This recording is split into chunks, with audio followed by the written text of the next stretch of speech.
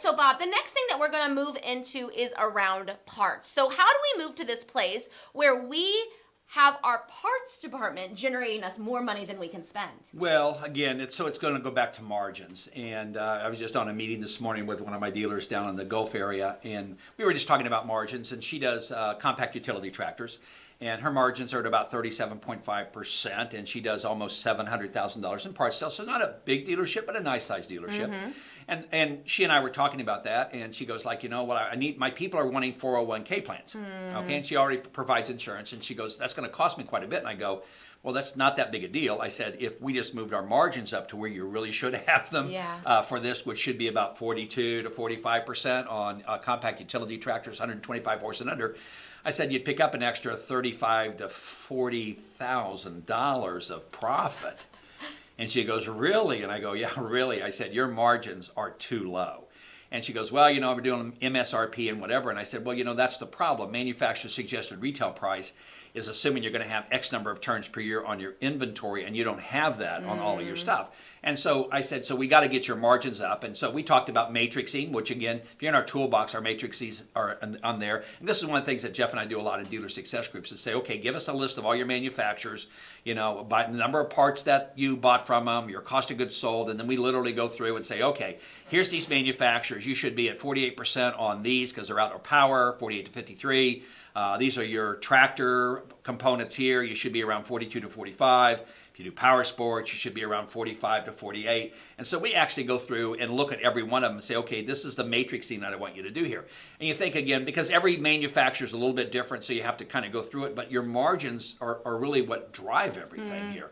So again, I would challenge you in your dealership, and this is the perfect time to do it. It's like as I was talking with my dealer this morning, I said, you know, this is it. You're getting ready to go into season. You're in the Gulf area down there. You probably got 3 weeks, maybe at the most. This is going to pop, and this is really when your sales are going to happen.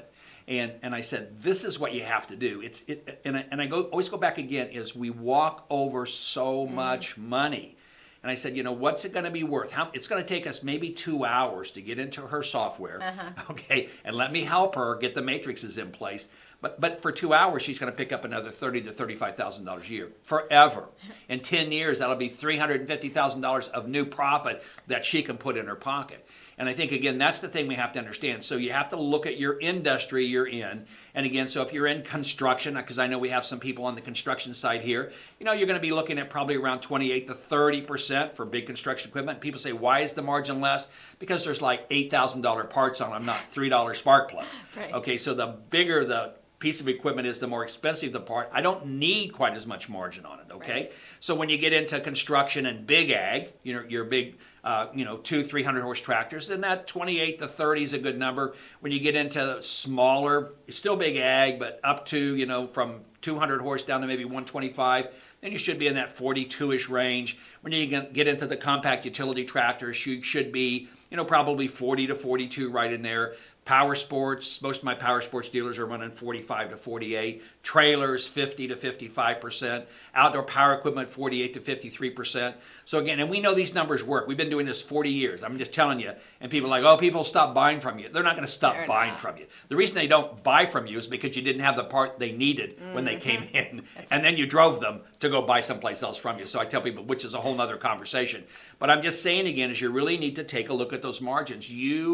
If you're like most of the dealers that start in our dealer success groups, there's literally tens of thousands of dollars you could pick up if you just went in and tweaked your margins. Now, you have to be a little cautious in doing it because, again, every dealership's a little different and your competition's a little different. But I tell people, again, you know, there are things that are price sensitive that you can't get a lot more out of, like batteries and lubricants, oil and grease and two-cycle oil mix and things like that. But for the most part, most people don't have a clue what a belt should cost on that particular piece of equipment or what a clutch should cost or things like that. So that's really what we're trying to do here. So I'm really going to challenge you is to go back and evaluate your parts margins. This is the easiest. This is almost, you talked about magic wand. This is a magic wand event that could probably, for most of you, again, if you're doing $500,000 of parts sales, I would venture to say, just based upon my experience with hundreds of dealers in our dealer success groups, you're a minimum of 5% less than where you should be. And on $500,000, that's $25,000 of